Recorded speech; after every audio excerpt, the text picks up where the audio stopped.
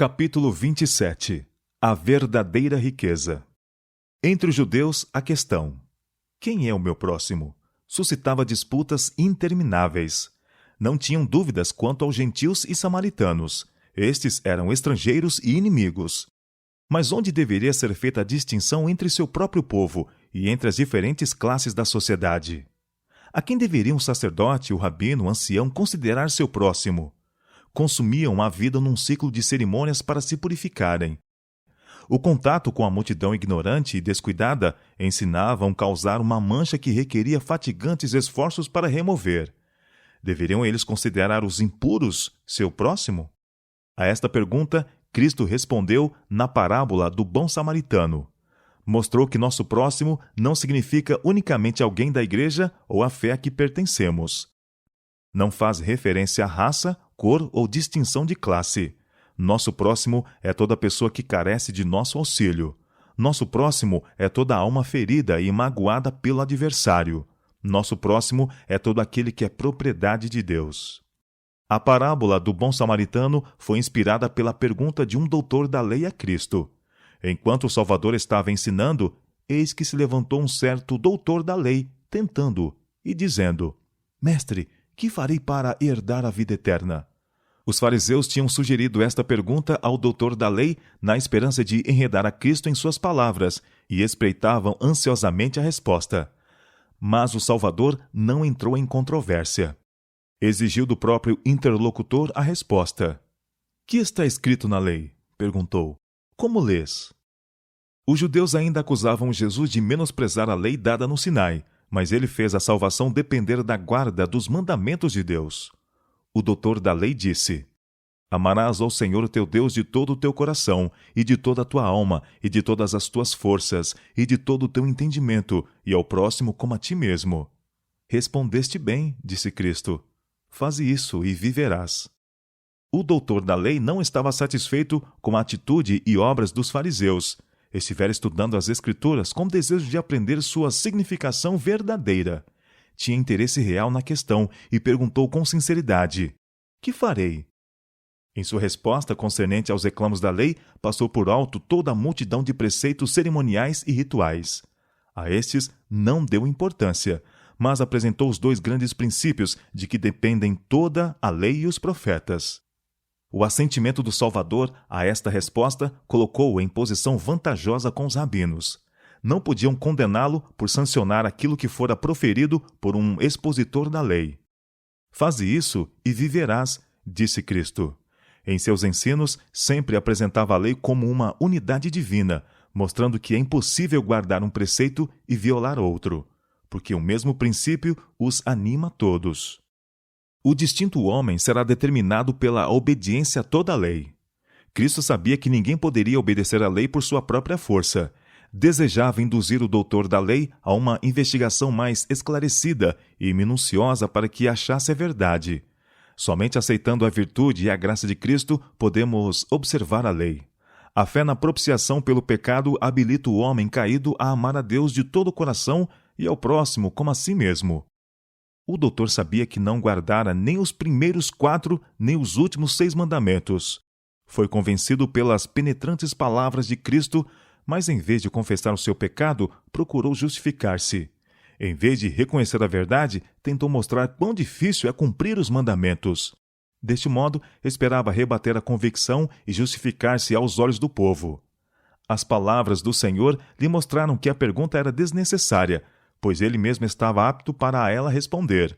Contudo, interrogou novamente, dizendo: "Quem é o meu próximo?" Outra vez recusou Cristo ser arrastado à controvérsia. Respondeu narrando um incidente do qual os ouvintes estavam bem lembrados.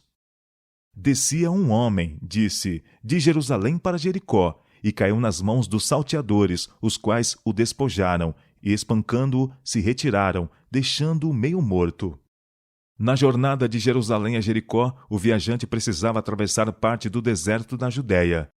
O caminho passava numa garganta rochosa e deserta, infestada de salteadores, e era muitas vezes teatro de violências. Fora aqui que o viajante tinha sido atacado, espoliado de tudo quanto possuía de valor e abandonado meio morto no caminho. Estando nestas condições, um sacerdote por lá passou, viu o homem ferido e maltratado, engolfado em seu próprio sangue, porém deixou sem prestar auxílio. Passou de largo. Apareceu então um levita, curioso de saber o que acontecera. Deteve-se e contemplou o sofredor. Estava convicto de seu dever, mas não era um serviço agradável. Desejou não ter vindo por aquele caminho, de modo que não visse o ferido. Persuadiu-se de que não tinha nada com o caso e também passou de largo. Mas um samaritano que viajava pela mesma estrada viu a vítima e fez o que os outros recusaram fazer. Com carinho e amabilidade tratou do ferido. Vendo, moveu-se de íntima compaixão e, aproximando-se, atou-lhe as feridas, deitando-lhes azeite e vinho, e, pondo-lhe sobre sua cavalgadura, levou-o para uma estalagem e cuidou dele. E, partindo ao outro dia, tirou 2 dinheiros e deu-os ao hospedeiro, e disse-lhe: Cuidai dele, e tudo que demais gastares eu te pagarei quando voltar. Tanto o sacerdote como o levita professavam piedade, mas o samaritano mostrou que era verdadeiramente convertido. Não lhe era mais agradável fazer o trabalho do que o era para o levita e o sacerdote, porém, no espírito e nos atos, provou estar em harmonia com Deus. Dando esta lição, Jesus apresentou os princípios da lei de maneira direta e incisiva, mostrando aos ouvintes que eles tinham negligenciado a prática destes princípios.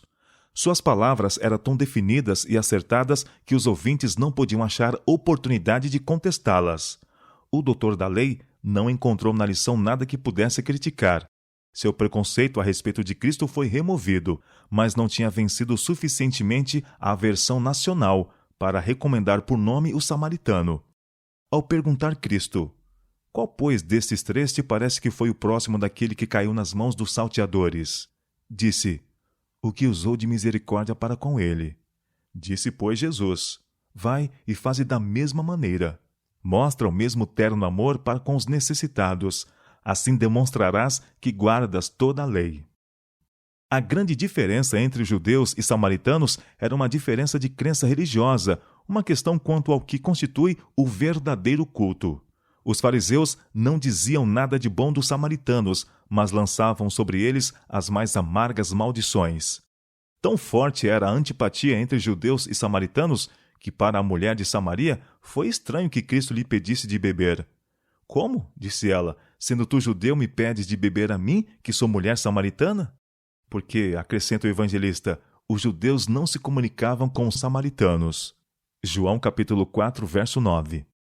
E quando os judeus estavam tão cheios de ódio sanguinário contra Cristo, que se levantaram no templo para apedrejá-lo, não puderam achar melhores palavras para exprimir o seu ódio que: Não dizemos nós bem que és samaritano e que tens demônio?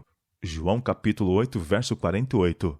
Além disso, o sacerdote e o levita negligenciaram justamente a obra de que o Senhor os incumbira e deixaram a um samaritano odiado e desprezado servir a um seu compatriota. O samaritano cumprira o mandamento: Amarás o teu próximo como a ti mesmo, mostrando assim ser mais justo que os que o condenavam. Arriscando a vida, tratou do ferido como se fosse seu irmão. Este samaritano representa Cristo. Nosso Salvador manifestou por nós um amor que o amor humano jamais pode igualar. Quando estávamos moídos e a morte compadeceu-se de nós. Não passou de largo, não nos abandonou desamparados, nem nos deixou perecer sem esperança. Não permaneceu no lar santo e feliz, onde era amado de todas as hostes celestes. Viu nossa cruel necessidade e advogou nossa causa e identificou seus interesses com os da humanidade.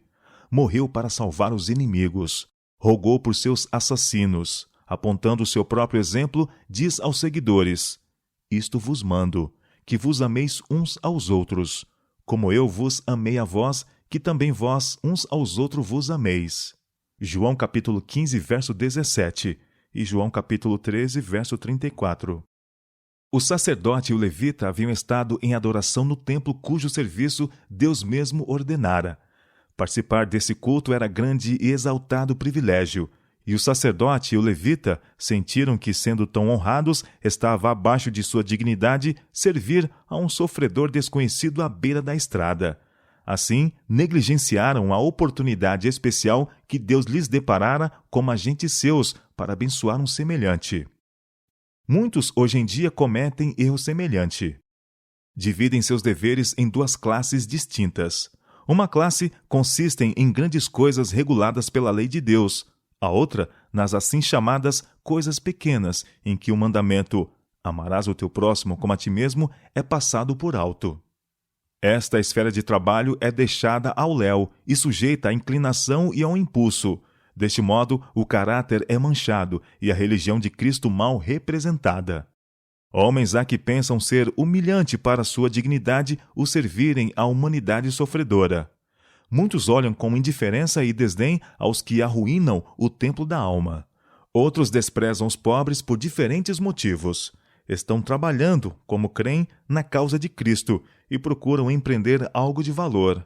Sentem que estão fazendo grande obra e não se pode deter para notar as vicissitudes do necessitado e do infeliz. Sim, até pode dar-se que, favorecendo sua suposta grande obra, oprimam os pobres. Podem colocá-los em circunstâncias difíceis e probantes, privá-los de seus direitos ou negligenciar-lhes as necessidades. Apesar disso, acham que tudo isso é justificável, porque estão, como cuidam, promovendo a causa de Cristo. Muitos consentem em que um irmão ou vizinho se debata sobre circunstâncias adversas, sem ampará-lo. Porque professam ser cristãos, pode ele ser induzido a pensar que em seu frio egoísmo estão representando a Cristo. Porque pretensos servos do Senhor não são seus cobreiros, o amor de Deus que dele devia emanar é em grande parte interceptado de seus semelhantes. E muitos louvores e ações de graças do coração e lábios humanos são impedidos de refluir a Deus. Ele é privado da glória devida ao seu santo nome.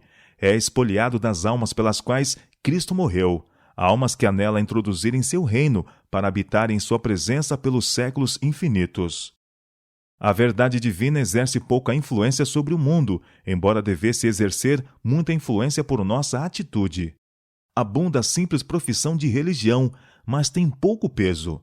Podemos professar ser seguidores de Cristo, podemos professar crer todas as verdades da palavra de Deus, mas isto não fará bem ao nosso próximo, a não ser que nossa crença esteja entrelaçada com nossa vida diária. Nossa profissão pode ser tão alta quanto o céu, mas não nos salvará a nós mesmos, nem aos nossos semelhantes, a menos que sejamos cristãos. Um exemplo correto fará mais benefício ao mundo que qualquer profissão de fé. A causa de Cristo não pode ser favorecida por nenhum procedimento egoísta. Sua causa é a causa do oprimido e do pobre. Há necessidade de terna simpatia de Cristo no coração de seus seguidores professos, amor mais profundo aos que tanto avaliou que deu a própria vida para sua salvação. Estas almas são preciosas, infinitamente mais preciosas do que qualquer outra oferenda que possamos apresentar a Deus. Se empenhamos toda a energia numa obra aparentemente grande, ao passo que desprezamos os necessitados ou privamos de seu direito o estrangeiro, nosso serviço não terá aprovação divina. A santificação da alma pela operação do Espírito Santo é a implantação da natureza de Cristo na humanidade. A religião do Evangelho é Cristo na vida, um princípio vivo e atuante. É a graça de Cristo revelada no caráter e expressa em boas obras. Os princípios do Evangelho não podem estar desligados de setor algum da vida diária. Todo ramo de trabalho e experiência cristãos devem ser uma representação da vida de Cristo. O amor é o fundamento da piedade. Qualquer que seja a profissão, ninguém tem verdadeiro amor a Deus se não tiver amor desinteressado ao seu irmão. Mas nunca poderemos possuir este espírito por tentar amar aos outros. O que é necessário é o amor de Cristo no coração. Quando o eu está imerso em Cristo, o amor brota espontaneamente. A perfeição de caráter do cristão é alcançada quando o impulso de auxiliar e abençoar a outros brota constantemente do íntimo, quando a luz do céu encher o coração e for revelada no semblante. Não é possível que o coração em que Cristo habita seja destituído de amor. Se amarmos a Deus, porque primeiro nos amou, amaremos a todos por quem Cristo morreu. Não podemos entrar em contato com a divindade sem primeiro nos aproximarmos da humanidade, porque naquele que se assenta no trono do universo A divindade e a humanidade estão combinadas. Unidos em Cristo, estamos unidos com nossos semelhantes pelos áureos elos da cadeia do amor.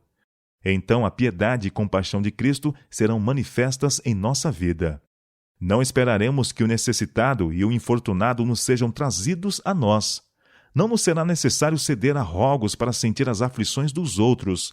Ser-nos-á tão natural servir o indigente e o sofredor como foi para Cristo andar fazendo bem. Onde quer que haja um impulso de amor e simpatia, onde quer que o coração se comova para abençoar e amparar os outros, é revelada a operação do Espírito de Deus. Nas profundezas do paganismo, os homens que não tiveram conhecimento da lei escrita de Deus, que nunca ouviram o nome de Cristo, têm sido bondosos com seus servos, protegendo-os com o risco da própria vida. Seus atos mostram a operação de um poder divino. O Espírito Santo implantou a graça de Cristo no coração do selvagem, despertando nele simpatia contrária à sua natureza e à sua educação. A luz verdadeira que alumia todo o homem que vem ao mundo está lhe brilhando na alma, e esta luz, se atendida, lhe guiará os pés para o reino de Deus. A glória do céu consiste em erguer os caídos e confortar os infortunados, e onde quer que Cristo habite no coração humano, será revelado da mesma maneira. Onde quer que atue, a religião de Cristo abençoará. Onde quer que manifeste, haverá claridade. Deus não reconhece distinção alguma de nacionalidade, raça ou casta. É o Criador de todo homem. Todos os homens são de uma família pela criação, e todos são um pela redenção. Cristo veio para demolir toda a parede de separação e abrir todos os compartimentos do templo a fim de que toda alma possa ter livre acesso a Deus. Seu amor é tão amplo, tão profundo, tão pleno, que penetra em toda parte. Liberta das ciladas de Satanás as pobres almas que foram por ele iludidas. Põe-nas ao alcance do trono de Deus, o trono circundado do arco-íris da promessa. Em Cristo não há nem judeu nem grego, servo nem livre. Todos são aproximados por seu precioso sangue. Qualquer que seja a diferença de crença religiosa, um clamor da humanidade sofredora precisa ser ouvido e atendido. Onde existirem amargos sentimentos por diferenças de religião, pode ser feito muito bem pelo serviço pessoal.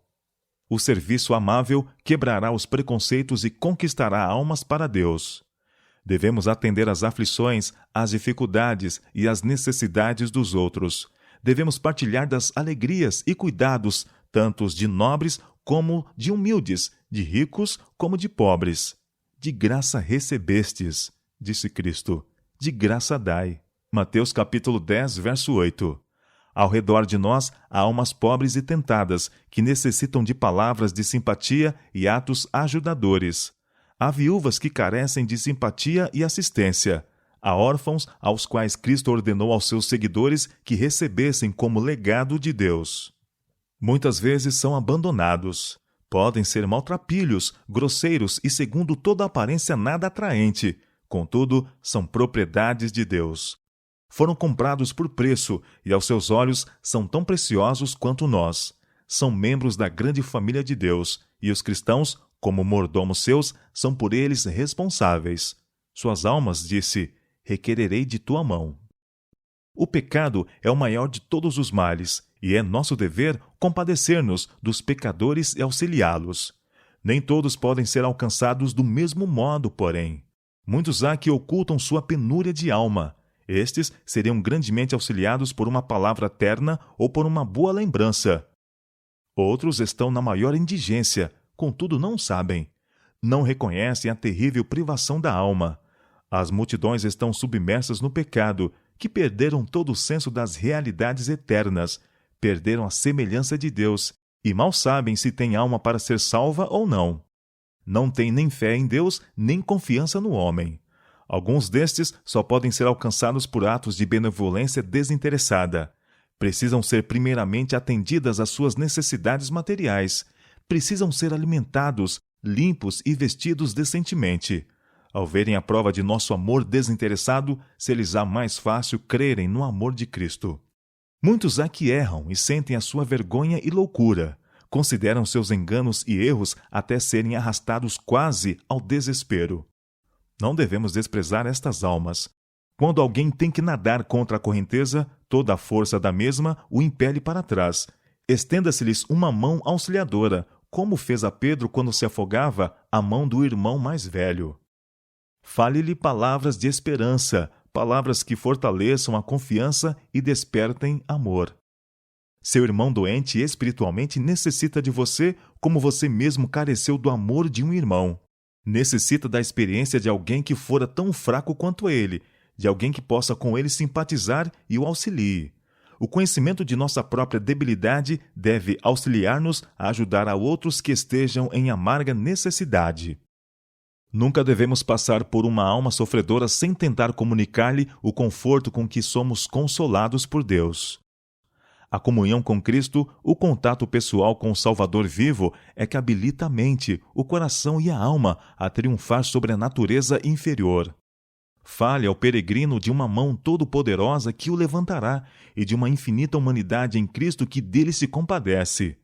Não lhe é suficiente crer em lei e força, em coisas que não têm piedade, e jamais ouvem um pedido de socorro. Necessita apertar uma mão cálida, confiar no coração cheio de ternura. Que a mente dele se demore no pensamento de que Deus está ao seu lado, sempre contemplando-o com amor piedoso. Recomende-lhe pensar no coração de um pai que sempre se angustia pelo pecado, na mão sempre estendida de um pai e na voz de um pai que diz: que se apodere da minha força e faça paz comigo. Sim, que faça paz comigo. Isaías capítulo 27, verso 5. Ocupando-se nesta obra, você tem companheiros invisíveis aos olhos humanos. Os anjos do céu estavam ao lado do samaritano que cuidou do estrangeiro ferido. Os anjos das cortes celestes assistem a todos quantos fazem o serviço de Deus cuidando dos semelhantes. E você tem a cooperação do próprio Cristo. Ele é o restaurador e, se trabalhar sob sua superintendência, verá grandes resultados. De sua fidelidade nessa obra não só depende o bem-estar de outros, como também seu destino eterno. Cristo procura erguer todos quantos querem ser alçados à sua companhia para que sejam um com Ele, como Ele é um com o Pai. Permite que tenhamos contato com sofrimento e calamidade para nos tirar de nosso egoísmo. Procura desenvolver em nós os atributos de seu caráter: compaixão, ternura e amor. Aceitando esta obra de beneficência, entramos em sua escola para sermos qualificados para as cortes de Deus. Rejeitando-a, rejeitamos sua instrução e escolhemos a eterna separação de sua presença. Se observarem as minhas ordenanças, declara o Senhor, te darei lugar entre os que estão aqui, mesmo entre os anjos que circundam o seu trono. Zacarias capítulo 3, verso 7. Cooperando com os seres celestes em sua obra na terra, preparamo-nos para sua companhia no céu. Espíritos ministradores, enviados para servir a favor daqueles que hão de herdar a salvação. Os anjos no céu darão as boas-vindas àquele que na terra viveu não para ser servido, mas para servir. Hebreus capítulo 1, verso 14 e Mateus capítulo 20, verso 28. Nesta abençoada companhia, aprenderemos para nossa alegria eterna tudo que está encerrado na pergunta: quem é o meu próximo?